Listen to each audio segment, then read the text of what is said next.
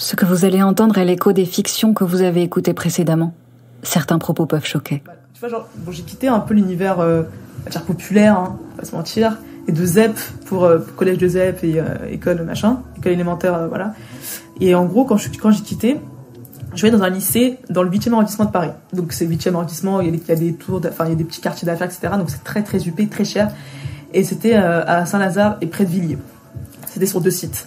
Et en gros, en fait, quand je suis allée là-bas, je me sentais trop bizarre parce que franchement, c'est la première fois de ma vie déjà que je rencontrais des personnes qui étaient d'un autre milieu social. Enfin, j'en ai déjà rencontré, mais mon meilleur ami, voilà. Mais en gros, ouais, c'est la première fois que je rencontrais des personnes qui étaient vraiment dans un autre milieu social et qui le faisaient un peu ressentir, tu vois. Ça, c'est les clichés du lycée, hein, les meufs populaires, les mecs, machin. C'était vraiment ça un petit peu, bon, peut-être moins américanisé, mais c'était un peu dans cette idée-là. Et je me suis en fait à un moment, j'étais en cours. Donc en fait, les gens savaient pas que je venais pas forcément de Barbès parce que j'en parlais pas, c'était pas leur vie, quoi. Et je les aimais pas forcément, en fait, parce qu'ils étaient un peu trop dans leur cercle, ils se connaissaient déjà tous d'avant, enfin, ça me saoulait un peu, ça me cassait les couilles un petit peu. Et du coup, à un moment, j'étais en cours de patrimoine avec ma prof, et en gros, en fait, je présente le quartier, parce qu'on a demandé de présenter le quartier où on habitait. Du coup, moi, je dis, oui, j'habite à Barbès, courrier de la Goutte d'Or, etc. Et en fait, ce qui est marrant, c'est que la prof aussi habitait à Barbès, près de la bibliothèque Fleury. Et en fait, elle connaissait du coup bien le quartier. Et en fait, elle me dit, ouais, tu sais, en fait, je commence à me dire que c'est un quartier un peu populaire. Et là, je sais pas pourquoi, en fait, d'un coup, je sais plus ce qui s'est passé, mais elle commençait à me dire, ouais, mais tu sais que tu habites dans un quartier pauvre. Et en fait, je savais au fond de moi, tu vois, mais je l'avais jamais verbalisé comme ça, tu vois, parce que on se dit pas dans le quartier, ouais, on est dans un quartier pauvre. On se dit, on est à Barbès, c'est normal, tu vois. Même si ça veut dire en vrai que c'est un quartier un peu, voilà, un petit peu défavorisé, etc. Et en gros, en fait, je lui dis, non, madame, c'est pas un quartier pauvre. En fait, je sais pas pourquoi, j'ai l'impression qu'elle m'insultait en me traitant de pauvre. Enfin, je sais pas comment expliquer, c'est bizarre. Bon, j'avais 15 ans, 14-15 ans, donc j'étais un peu con. L'avenir, je l'espère et je souhaite de tout cœur qu'il soit radieux, mais je le vois pas radieux. Voilà. Parce que là, parce que là déjà, si juste en 2 secondes on se concentre sur le Covid, et comment c'est géré, j'ai du mal à voir là comment dans le futur. Enfin, ça met beaucoup de tension déjà entre nous, entre les humains. Dans la société, il y a énormément de tension. Qui, même après cette crise-là, je pense qu'elles vont rester, quoi. Il y a quelque chose qui va rester de cette période. Donc, déjà, entre nous, les rapports sociaux et tout, on est déjà sur une corde très fine, mais elle va rester fine, quoi. C'est comme ça que je le ressens. Et puis après, bah, si tu élargis, évidemment, et que tu penses à l'avenir, bah, tu penses moi, je pense directement à l'écologie. Il y a des choses qui se passent, des catastrophes qui sont en train qui sont déjà, le train est déjà lancé, quoi, et qui risquent d'arriver, qui vont se produire, en fait, c'est même sûr. Par exemple, je pense aux glaciers, là, tout de suite, qui fondent. Quoi qu'il arrive, là, même si on arrêtait tout maintenant, on arrêtait de manger de la viande, même si on arrêtait de conduire, de prendre l'avion, tout plein de choses, il y a des choses qui se passeraient, à savoir la fonte des glaciers.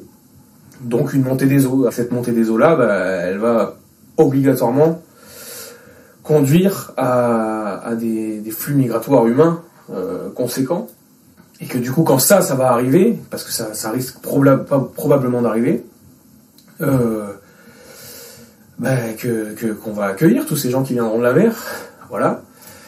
Mais c'est toujours, on le souhaite, on pense à ça, tu vois. Enfin, moi, je pense, je fais que me dire, allez, on va être soudés. Mais c'est toujours difficile, tu vois, d'y croire quand tu vois ce qui se passe aujourd'hui. Les enfants, alors c'est très divers. Voilà, on a ici une école comme ici, on a toutes sortes de familles. Hein. On a des catégories socio-professionnelles élevées. On a des gens qui vivent en logement social, mais bon voilà, qui vivent plutôt bien, enfin normalement. Et puis voilà, on a aussi des enfants qui vivent en centre d'hébergement d'urgence, qui vivent en centre pour demandeurs d'asile aussi. Voilà, donc on a des enfants avec vraiment des parcours traumatiques, quoi. Hein. On s'imagine un enfant de 3 ans, de 4 ans. Pour certains, il y a eu des parcours migratoires.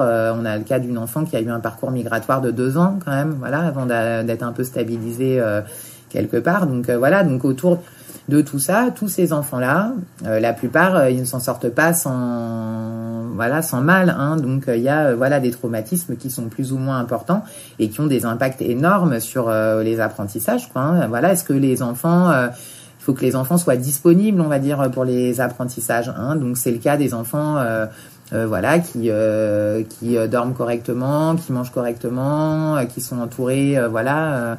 Comme il faut, et puis à côté de ça, voilà, on a des enfants qui n'ont pas tout ça. En fait, nous, je dis nous parce qu'on était un père et une mère, et qu'on était très en phase, ce qui n'est pas toujours le cas dans les couples, mais on était très en phase sur ce qu'on voulait pour nos enfants, comme éducation.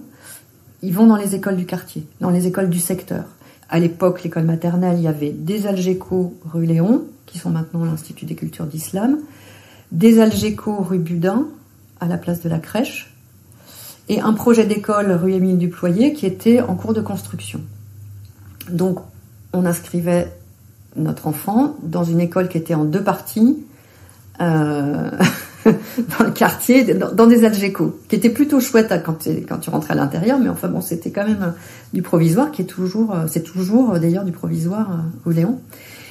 Et la directrice, qui s'appelle Mado, nous avait dit: tout le monde va vous dire, ne mettez pas vos enfants dans le quartier, dans les écoles du quartier. Moi, je vais vous expliquer ce qu'on fait, etc. On s'est même pas, il n'y a pas eu de discussion pour nous, c'était ok. Ça nous intéressait de mettre nos enfants un peu dans le chaudron du quartier, mais dans le projet éducatif que sont ces écoles-là, qui sont des écoles en REP+, donc avec des enseignants qui en veulent par rapport à ce qu'ils ont à transmettre. Mais en vrai, quand elle m'a dit ça, déjà c'était devant mes camarades qui eux avaient des préjugés, ils avaient des préjugés sur tout et n'importe quoi, qui connaissaient pas du tout le quartier, et voilà. Et en fait, à chaque fois qu'ils me posaient des questions, c'était un peu en mode: mais du coup, comment ça se fait que t'es là? Parce qu'en fait, tu viens d'un truc prioritaire, d'une ZEP, et en fait, ils voyaient très bien que j'étais hyper intelligente, on va pas se mentir, tu vois. Et en gros, ils voyaient très bien que j'avais quelque chose dans la tête, que j'étais pas juste une meuf qui était là parce que discrimination positive ou je sais pas quoi. J'étais vraiment là parce que j'avais travaillé, tu vois. Et ils me posaient un peu des questions comme ça. Donc il y avait déjà c'est mes camarades un petit peu cons. La prof qui me fait une réflexion en mode: tu viens d'un quartier pauvre. Et j'étais en mode: mais madame, pourquoi vous dites ça? Et j'étais en train de me justifier alors que c'est pas une insulte, c'est vrai que c'est une situation sociale. Mais je sais pas pourquoi j'ai tellement mal pris. Il y a un côté dans des écoles comme ça, on se dit quand même, ils grandissent ensemble, ces enfants-là. Ils sont tout jeunes, ils grandissent ensemble. Alors quoi qu'il se passe en dehors de l'école, pour eux, j'espère que ça laissera quand même voilà, des traces du vivre ensemble, et voilà, et on choisit finalement voilà, dans le lot on va choisir des amis, on va avoir des affinités, ça n'aura rien à voir avec l'origine sociale, etc. quoi. Après, les enfants comprennent très bien, par exemple quand je dis que pour certains enfants on peut pas attendre d'eux la même chose que les autres, ça veut dire par exemple, tout simplement, hein, les enseignantes, elles vont réunir les enfants tous sur les bancs, voilà, pour des petits moments collectifs. Certains enfants sont pas capables de suivre ces moments-là, et les autres enfants le comprennent très bien, peuvent très bien le comprendre. Et c'est justement, je trouve intéressant dès qu'ils soient petits, ils entendent que oui, bah, on n'est pas tous pareils, et que on peut accepter des traitements un peu différents pour certains, pour certaines, et de n'avoir aucun a priori sur les autres enfants. Et on a détesté profondément, il y a des fêtes de blanc où on s'est barré, tous les gens un peu comme nous socialement, qui ont toujours eu des stratégies d'évitement pour leurs enfants, et donc qui ont menti à leurs enfants, qui ont menti à la société en donnant des fausses adresses, qui ont menti à leurs enfants, qui nous ont menti en disant qu'ils déménageaient alors qu'on voyait qu'ils déménageaient pas, mais qui partaient à 7h30 pour emmener leurs gamins je sais pas où. Et ça, c'est pour moi une profonde détestation de gens qui sont de mon bord social. J'ai une profonde détestation pour tous ces gens-là. Je trouve ça vraiment répugnant. Je trouve répugnant l'attitude des élus qui ont toujours facilité des changements d'école, etc. pour les Blancs.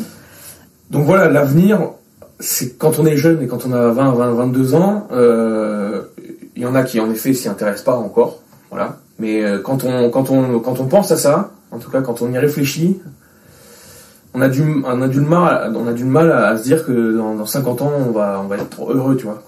Moi j'ai du mal à me dire que dans 30 ans, quand j'aurai 50 ans, j'aurai bah voilà, ma maison avec une femme et des enfants qui courent dans le jardin. Ça, c'est très compliqué à imaginer.